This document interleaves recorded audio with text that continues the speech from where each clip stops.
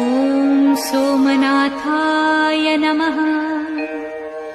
ॐ मल्लिकार्जुनाय नमः। ॐ महाकालेश्वराय नमः। ॐ ओंकारेश्वराय नमः। ॐ वैद्यनाथाय नमः। ॐ भीमशंकराय नमः।